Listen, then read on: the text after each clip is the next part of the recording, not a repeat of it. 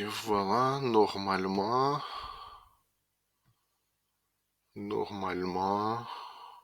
nous sommes en direct.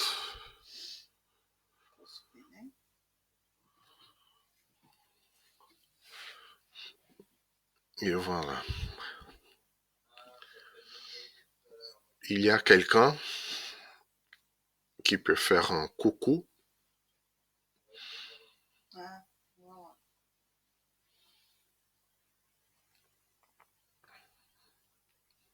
On a besoin d'être logué? Non? Travou. Travou você coloca. Pas besoin de se connecter. Eu acho que não. D'accord. Ó, tá devagar. Dudu. Ok.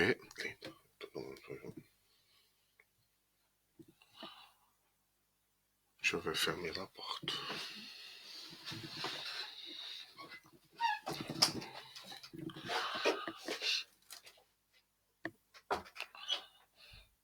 S'il y a quelqu'un en ligne, normalement, je pense que vous pouvez faire un commentaire en bas de la vidéo qui s'affiche.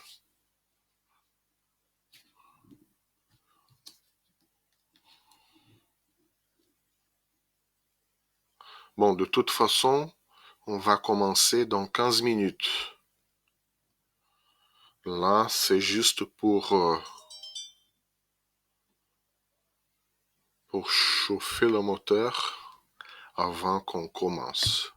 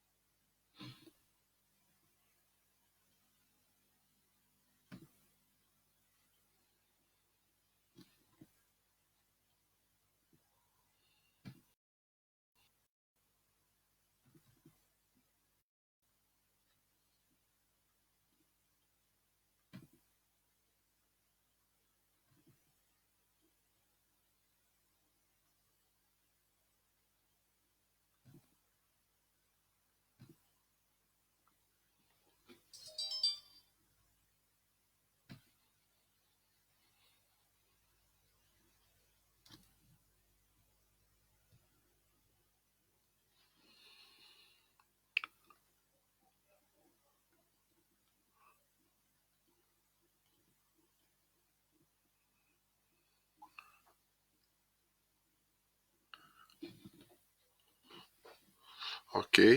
Ah, les gens commencent à venir.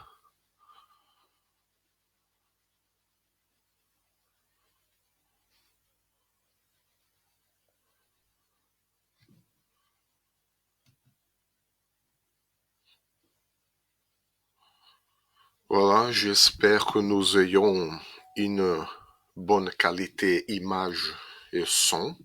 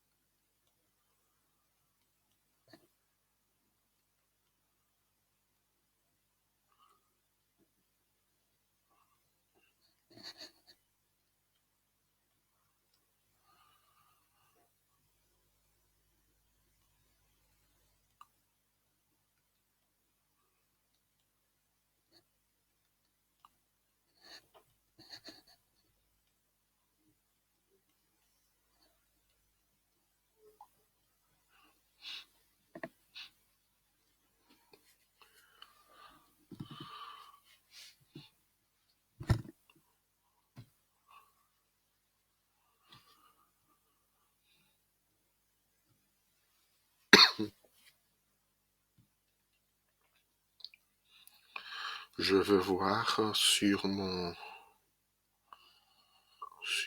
portable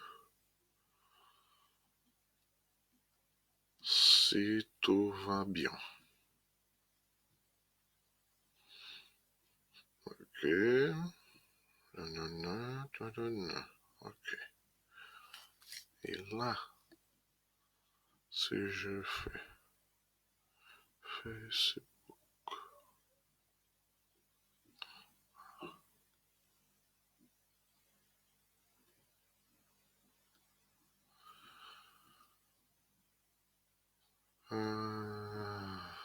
Ok.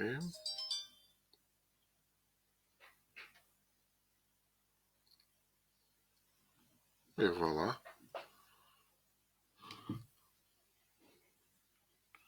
Ah, super.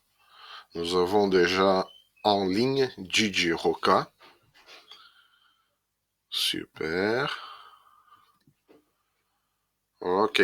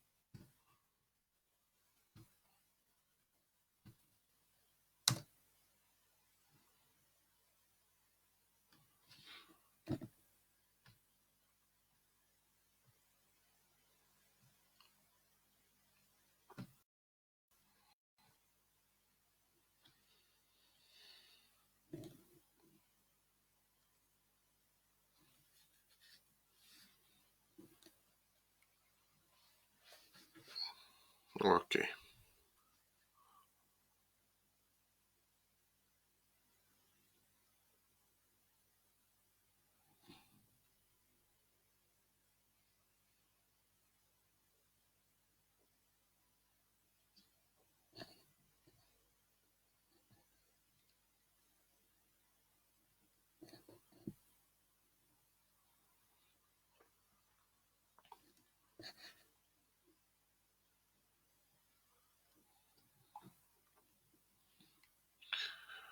Un moment, j'arrive.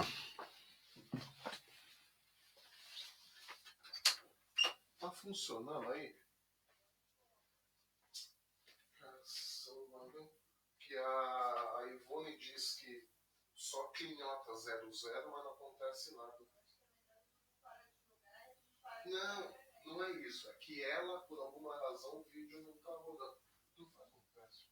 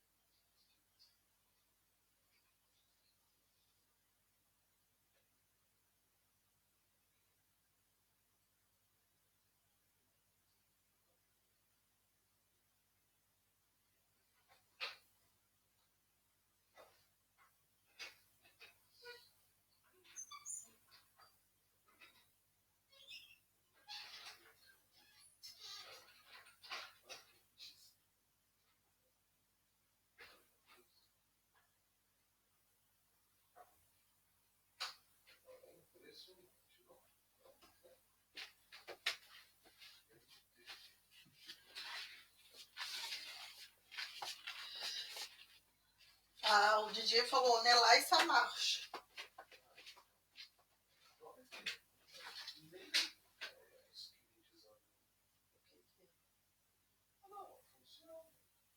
Às vezes é na casa dela que a internet pode ser que não esteja boa, amor. Eu acho que depende da conexão da pessoa, não é o site. Não, é que da Ivone tá assim, tá como se tivesse na contagem regressiva. Ó, eu apareci lá nos cabelos. Ótimo. Obrigado.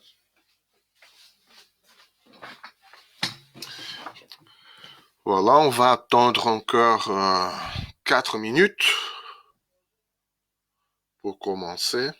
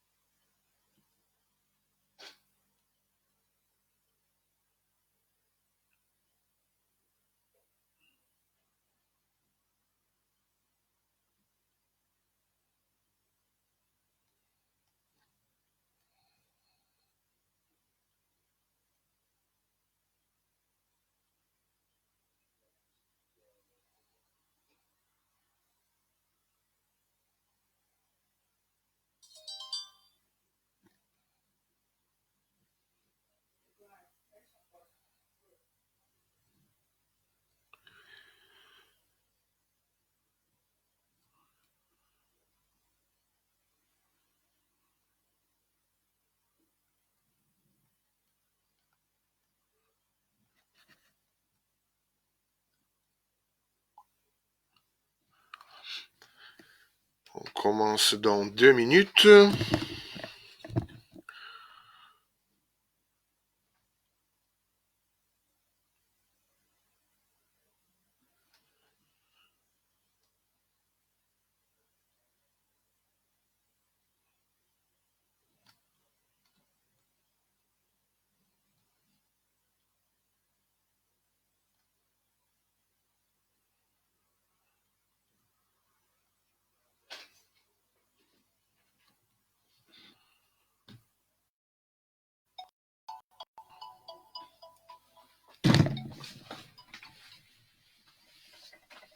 Salut DJ. Allô? Allô, ça va? Oui.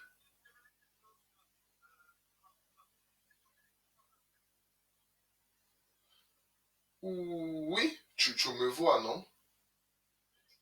Ok. Oui, oui, oui, s'il y a un commentaire ou quelque chose comme ça, on peut écrire. Oui. Ok, le son aussi. Ah, super, super. C'est bien. Bon, on va commencer tout à l'heure. Ok, merci. Super.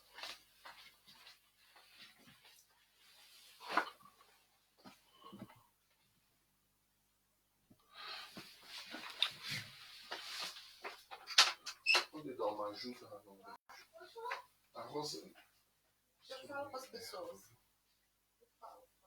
Ver com a Roseline por que ela não consegue, o que acontece, o que não acontece. É um link, já só clicar no link, o bagulho aparece. Calma. Ó, posso te dar uma sugestão? Desliga o seu celular. A Ivone também. Escreve nos comentários que eu estou ligando para as pessoas para tentar ajudar. E você se acalma e segue o jogo com infinidade.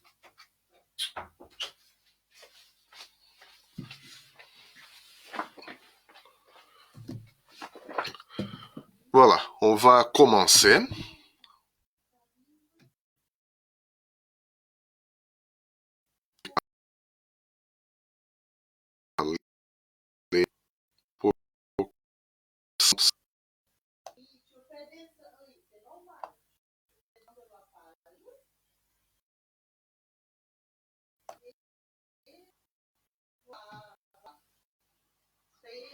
Et oui. Nous allons commencer la théologie de l'apôtre Paul. Non, Eduardo Pellissier, non, malheureusement, non. Nous n'aurons pas de traduction simultanée. Je sais pas, peut-être que ça montre sur ma compte personnelle. Bon, c'est une étude biblique de l'église baptiste de Montpellier, donc je suis désolé pour les amis qui ne parlent pas français, mais on va être en français. Il s'agit de l'apôtre Paul, et voilà, nous sommes arrivés aujourd'hui, on va parler du baptême, parce que jusqu'ici, nous avons déjà les 3 étapes de la nouvelle vie du chrétien avec Christ. Ces 3 étapes jusqu'ici. La justification par la foi. On a vu quelques séances d'études bibliques sur la justification par la foi. La deuxième étape, la participation en Christ. Et la troisième, le don de l'esprit. OK? Justification par la foi, participation en Christ et le don de l'esprit. Donc, la justification par la foi, on a déjà vu, mais juste un petit résumé, c'est la réconciliation entre Dieu et ceux qui croient en Jésus. On a vu aussi que la participation en Christ, lorsque Christ a tué le péché dans sa chair pour que nous soyons libérés du péché, et le don de l'esprit dans notre expérience personnelle avant même d'apprendre toutes les doctrines, toutes les dogmes, tous les systèmes théologiques. Nous avons eu une expérience personnelle avec Christ. Et après, nous avons l'apprentissage de toutes les doctrines et tout ça. Mais avant tout ça, c'est l'expérience personnelle, la repentance, l'expérience personnelle en faisant connaissance de Dieu. OK? Donc, ces 3 vérités spirituelles se manifestent concrètement dans la vie de celui qui vit cette relation avec Dieu. C'est-à-dire, une fois que nous sommes réconciliés avec Dieu, nous participons en Christ, nous vivons le don de l'esprit en nous, il faut que ça se manifeste concrètement. Nous avons vu que l'apôtre Paul, il garde son côté hébraïque, son côté hébreu. Nous avons déjà vu que les Hébreux, ils avaient une conception concrète de la vie. Donc, toutes les vérités spirituelles se manifestaient dans les choses concrètes de la vie. Et donc, la manifestation concrète de la justification par la foi, de la participation au Christ, le don de l'esprit, Paul va dire que ça se manifeste dans le baptême. Et le baptême a des implications personnelles. Pourquoi? Parce que la personne qui croit se fait baptiser. Et le fait de se faire baptiser, c'est un acte concret, c'est visible, c'est observable. Hein? Donc, il y a ce côté spirituel du baptême, mais il y a aussi un côté social, parce qu'il s'agit d'un acte visible et public. On se fait baptiser tout seul dans une caverne. On se fait baptiser devant d'autres croyants pour montrer notre foi. Du coup, une vérité spirituelle se manifeste concrètement même d'abord et le fait de croire engendre une attitude publique parce que notre foi ne reste pas seule. Nous ne vivons pas la vie avec Christ tout seul. C'est pourquoi nous nous faisons baptiser d'une manière visible et observable. Et voilà l'un des premiers enseignements à propos du baptême. Nous nous faisons baptiser parce que notre foi, la foi chrétienne, n'est pas privée. Nous ne pouvons pas être chrétiens tout seuls dans notre coin. C'est vrai que dans ce moment aujourd'hui, à cause du coronavirus, on essaie quand même de tenir notre relation. Nous vivons peut-être notre vie chrétienne tout seul chez nous. Il ne faut pas sortir. Mais nous sommes quand même en contact. Nous restons en contact. Nous prions les uns pour les autres et heureusement, aujourd'hui, nous avons à notre disposition les outils de la technologie. Pourquoi? Parce que nous avons besoin de rester en contact. Pourquoi? Justement parce que notre foi, la foi chrétienne, n'est pas privée. Hein? Et la foi chrétienne n'est pas privée parce que Jésus a créé l'Église, c'est-à-dire l'Église en tant que réunion, la réunion de tous ceux qui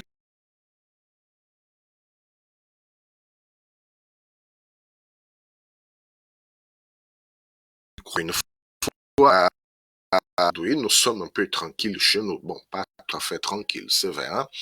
Mais nous sommes chez nous. Mais c'est dû à, bon, c'est qu'en ce temps. Mais comme je disais, tenir les liens parce que justement l'Église a bâti Jésus, et c'est la réunion de tous ceux qui croient, pas de bâtiment. Hein? Et aujourd'hui, nous voyons bien que le bâtiment ne fait pas l'Église. L'Église, évidemment, d'un bâtiment, ok, mais le bâtiment ne fait pas l'Église, ok. Donc, il faut se réunir avec d'autres chrétiens. Hein? Aujourd'hui, c'est une sorte de réunion. L'autre jour, on a fait une réunion de prière par Skype. On s'appelle les uns les autres. Et donc, si l'Église est la réunion de tous ceux qui croient, et puis celui qui croit doit se faire baptiser, donc l'Église, elle est formée par des personnes baptisées, des personnes qui ont proclamé leur foi d'une manière observable, d'une manière visible. C'est la foi qui est devenue concrète. Voilà l'idée du baptême. Okay? Le texte de 1 Corinthiens 13, 15, on présume dans ce texte que les chrétiens de cette église, l'église de Corinthe, ils étaient tous baptisés. Hein? Donc, la première implication est que le baptême est réalisé en Jésus. Donc, l'Église, elle est formée par des personnes qui croient en Jésus et que l'Église et celui qui croit en Jésus se fait baptiser. Donc, l'Église, elle est formée par des personnes baptisées au nom de Jésus. D'ailleurs, dans le Nouveau Testament, à l'exception des disciples de Jésus et quelques cas isolés d'autres, tous sont baptisés au nom de Jésus. Ok? Donc, pour se faire baptiser, il faut croire. D'ailleurs, d'abord. Tout d'abord, il faut croire.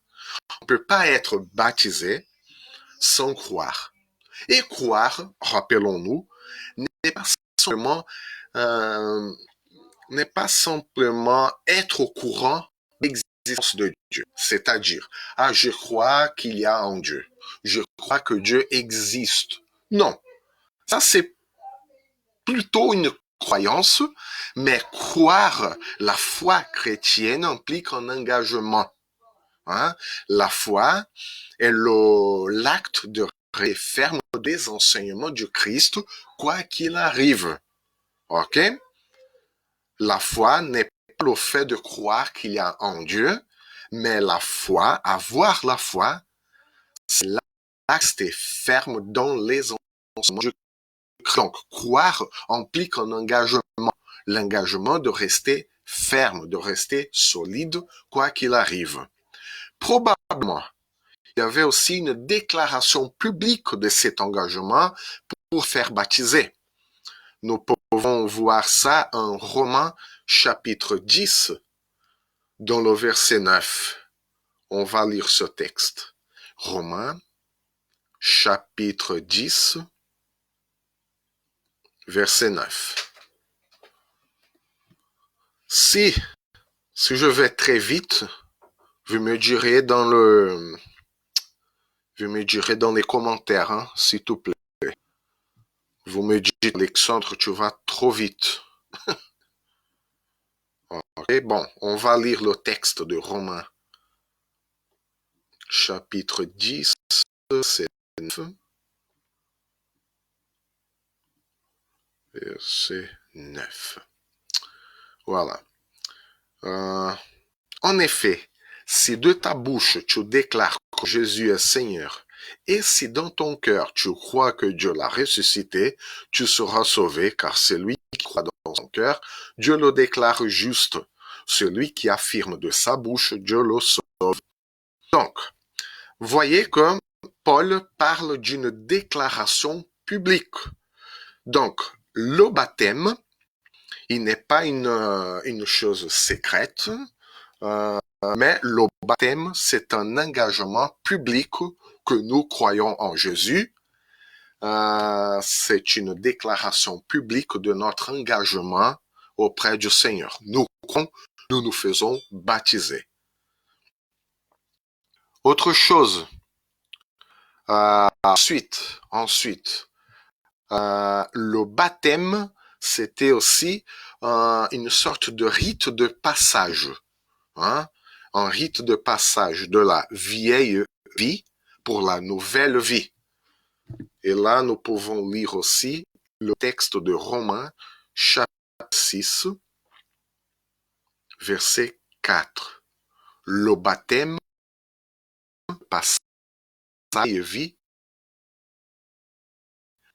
Et le texte de Romains 6, 4 ont été ensevelis avec lui par le baptême en relation avec la mort, afin que, comme Christ a été ressuscité par la puissance glorieuse du Père, nous aussi,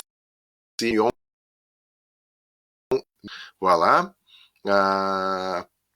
puissance glorieuse du Père, puissance glorieuse du Père, nous menions une vie nouvelle. Et si nous lisons le verset 4 de ce même chapitre 6, nous allons voir que l'argument de Paul commence justement par le baptême. Nous avons donc été ensevelis avec lui par le baptême. Et la fin du verset, nous menions une vie nouvelle. Donc le baptême est aussi un acte visible et observable pour montrer que nous sommes passés d'une vieille vie, d'un style de vie vieux, ancien, pour une nouvelle vie. Donc, sans la nouvelle vie, le baptême n'existe pas. Le baptême n'est pas simplement un acte visible pour entrer à l'église, sans la conception de la conversion, c'est-à-dire il faut être converti, il faut avoir une prise de conscience par rapport à nous-mêmes, qui nous sommes, qui est Dieu et quel est l'état de notre relation. Ok? Qui nous sommes, qui est Dieu, quel est l'état de notre relation avec lui. Ces trois éléments nous mèneront à la repentance, c'est-à-dire nous nous rendons compte de qui est Dieu, le Seigneur souverain, de qui nous sommes, pécheurs, et nous avons besoin de notre relation avec le Dieu souverain, notre relation rétablie, et voilà, nous arrivons à la repentance. Nous nous sommes convertis. OK? Et si nous sommes convertis, nous passons d'une vieille vie, en vieux mode d'existence, pour une nouvelle vie, vers une nouvelle vie. Et sans cette prise de conscience, sans cette nouvelle vie, le baptême n'a pas de sens. Le baptême n'existe même pas. Donc, si la personne se fait parce qu'elle était consciente de la mort et de la résurrection de Jésus et des implications concrètes dans la vie quotidienne, c'est ce texte de 1 chapitre 6, verset 4. Hein? Donc, sans la foi en Jésus, le Jésus mort et ressuscité, le baptême n'a pas de sens non plus. Il y a des implications concrètes. Si à la mort de Jésus, si nous croyons que Jésus est ressuscité, nous nous engageons à une nouvelle vie et voilà, le baptême prend tout sens. Une conséquence sociale parce que, rappelons-nous, le baptême est visible. Le baptême, il est observable, c'est la concrétisation de notre foi. Donc, il y a une conséquence sociale de notre foi. C'est le baptême. OK? Encore une fois, la foi chrétienne, la foi chrétienne n'est pas privée. Elle est privée dans le sens que ça concerne notre vie. Notre vie avec Dieu. OK. Mais quand même, si notre vie avec Dieu, si nous nous sommes convertis véritablement, nous vivons une nouvelle. Et si nous vivons une vie nouvelle, ça n'a pas de conséquences dans notre vie sociale quand même. Il y aura un changement de comportement. Il y aura un changement de pensée mentale. Donc, la foi chrétienne n'est pas privée dans ce sens-là. C'est ce qu'on appelle un témoignage, le témoignage chrétien. Donc, la foi chrétienne n'est pas privée. Nous faisons baptiser. C'est un acte visible. Et voilà, notre engagement avec le Christ. OK? Mais, nous avons aussi une autre conséquence sociale du baptême. Et l'autre conséquence sociale du baptême, l'acceptation de personnes de différentes cultures et milieux. En fait, c'est la raison pour laquelle Paul a écrit sa première lettre aux Corinthiens et aux Romains, par exemple. Lisons le texte de 1 Corinthiens, 1 Corinthiens, chapitre 1, verset 10.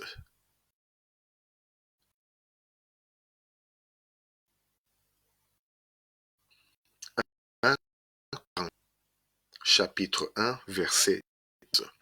Paul dit, « Frères et sœurs, que je vous adresse une recommandation constante, et c'est au nom de notre Seigneur Jésus-Christ que je le fais. Vivez tous ensemble en pleine harmonie, ne laissez pas de dire entre vous, soyez parfaitement unis en ayant une même conscience, une même façon de penser. » Voilà que Paul, il exhorte cette Église à vivre en union, à vivre en parfaite harmonie entre eux. Et nous savons que l'église de Corinthe était une église multiculturelle. C'était une ville portuaire. Il y avait beaucoup du monde qui circulait, donc forcément, il y avait aussi beaucoup de cultures qui se mélangeaient. Et l'église Rome était une grande ville déjà à cette époque-là. Et on avait plusieurs cultures, plusieurs personnes, plusieurs milieux différents qui se mélangeaient, confondaient les uns avec les autres. Et Paul insiste sur l'union. Paul insiste dans l'union entre toutes ces personnes différentes. Hein? Et l'Église est formée par des personnes qui croient. La personne croit, elle se fait baptiser. Donc, la conséquence, une autre conséquence sociale du baptême, l'acceptation des personnes de différentes cultures qui font partie de la même Église. Ce qui unit un peuple, aujourd'hui, c'est sa langue.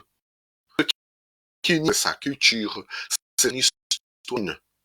Mais ce qui forme le peuple chrétien, ce qui forme l'Église, n'est pas la langue, n'est pas une histoire commune, n'est même pas la même culture, mais le fait de croire en Jésus, c'est-à-dire rester ferme dans ses enseignements. Croire en Jésus, c'est pas croire qu'il existe. Croire en Jésus, c'est de rester dans ses enseignements et ensuite avoir accepté de déclarer publiquement son appartenance à Jésus. Voilà le peuple de Dieu. L'Église est au-dessus de la langue, de la culture, d'une histoire commune. D'accord? L'Église se unit. L'Église, c'est son appartenance à Jésus.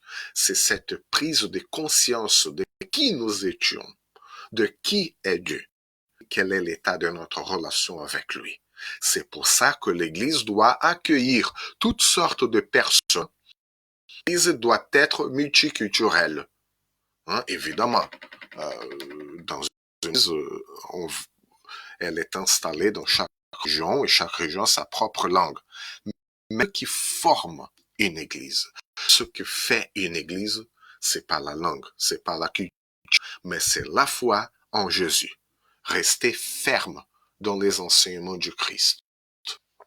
Là encore, à propos du baptême comme une concrétisation d'une réalité spirituelle, voyons comment Paul développe ce sujet dans le texte de, une fois, le texte de Romains, chapitre 6, verset 3 et verset 4. Le baptême comme la concrétisation d'une réalité spirituelle. Romains 6, 3 et 4. Ne savez-vous pas que nous, qui avons été baptisés pour Jésus-Christ, c'est en relation avec sa mort que nous avons été baptisés? Nous avons été ensevelis avec lui par l'homme en relation avec sa mort, afin que, comme Christ a été ressuscité par la puissance glorieuse du Père, nous aussi, nous menions une vie nouvelle. Donc, Paul lit la réalité spirituelle de notre mort en Jésus, hein, parce que nous ne sommes pas morts physiquement. Hein. Donc, Paul lit la rituel de notre mort en Jésus à la réalité de notre baptême en Jésus. Donc, le baptême marque visiblement, physiquement, notre mort en Christ.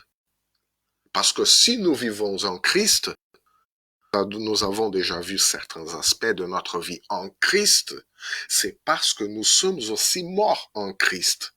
Ce que visiblement, cette réalité spirituelle de notre mort en Jésus, c'est juste le baptême. Le baptême est la réalisation de cette vérité spirituelle en Christ. Si nous sommes morts en Christ, nous nous faisons baptiser pour montrer le spirituel dans notre texte. Dans le livre de 1 Corinthiens,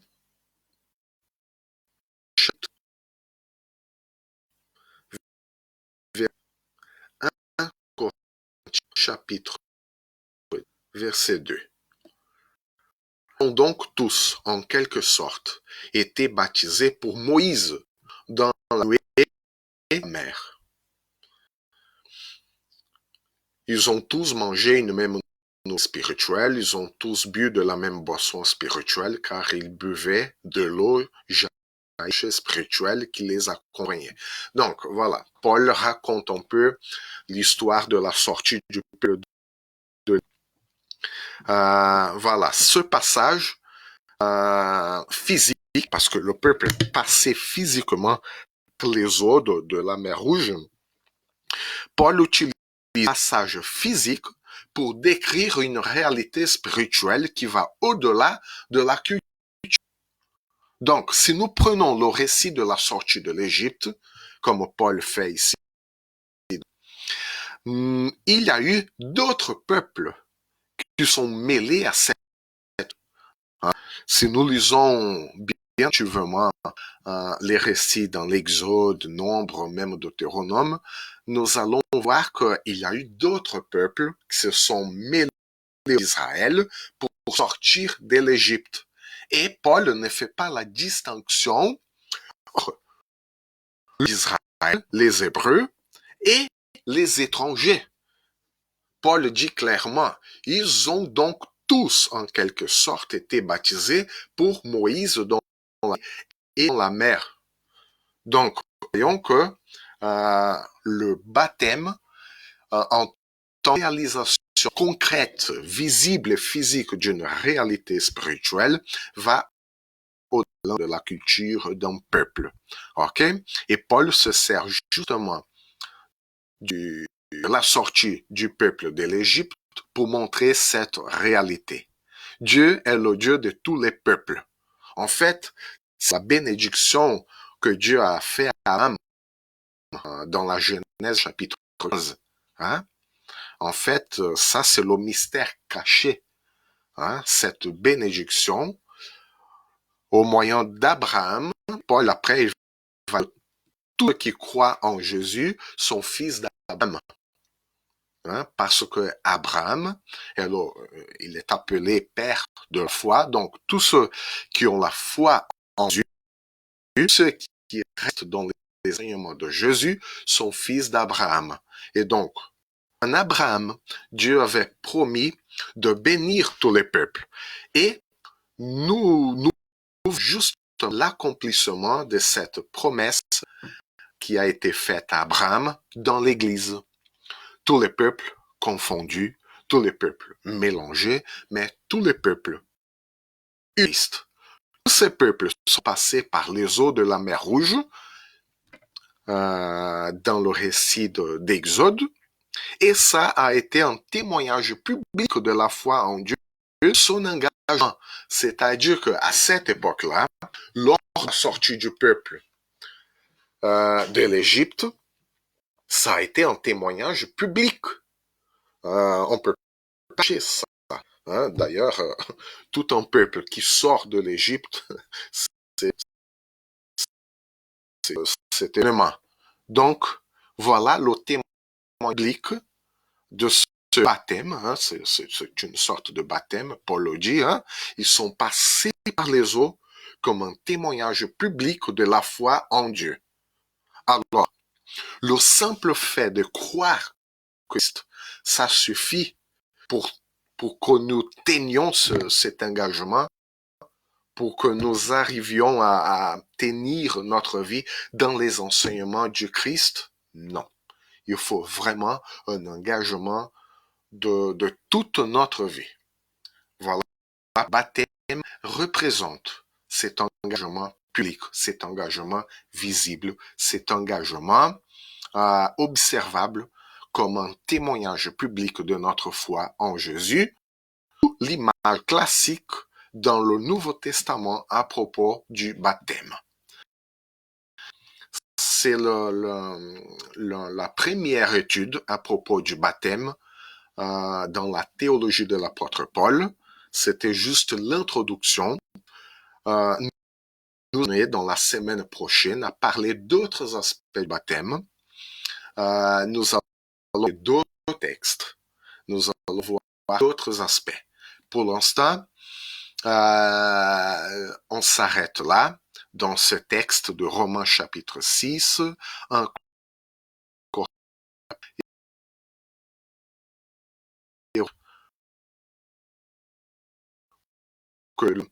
le baptême est le notre foi. Dieu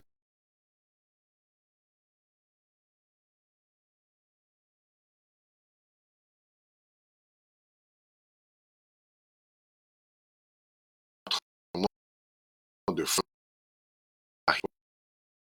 Voilà, bonne soirée. Que Dieu vous bénisse, que Dieu vous garde. Ne restez pas, ne sortez pas de chez vous. Restez bien vous. Nous continuons de prier pour notre monde. Nous continuons de prier pour que l'Église puisse tenir son moment, même dans cette situation très compliquée, ce virus qui ravage le monde entier. Et donc, nous prions pour que Dieu puisse nous garder. Et prions pour que Dieu puisse intervenir et aussi que l'Église garde de là au bout, quoi qu'il arrive. J'aimerais bien prier avec vous. Seigneur Jésus, nous voulons te remercier pour la possibilité d'être ensemble. Nous voulons te remercier pour cette technique qui nous met, même à distance, à avoir un peu de contact dans cette situation très difficile que le monde vit maintenant. Nous te prions, Seigneur, que ce Seigneur intervenir, toutes les équipes médicales, Seigneur, que sont dans le champ de bataille maintenant. Regardez les protéger, Seigneur, donner ta sagesse, tous les puissent vaccins pour cette maladie. Seigneur Jésus, donne-nous la force, le courage de tenir notre engagement avec toi jusqu'au bout. Donne-nous un cœur humble pour reconnaître, Seigneur, que nous avons besoin de toi. Donne-nous un cœur humble pour voir et pour avouer notre condition de faiblesse devant toi, le Dieu tout-saint, souverain. Et Seigneur, touche notre cœur, affirme pas notre cœur et notre foi en toi, Seigneur. Loué sois-tu au nom de Jésus. Amen. Bon, j'espère que vous avez regardé du début jusqu'à la fin. On continue de rechercher d'autres alternatives, d'autres pour ramener le système même de communication et d'interaction. Que Dieu vous bénisse, que Dieu vous garde. Bonne soirée et à la prochaine, à bientôt, j'espère.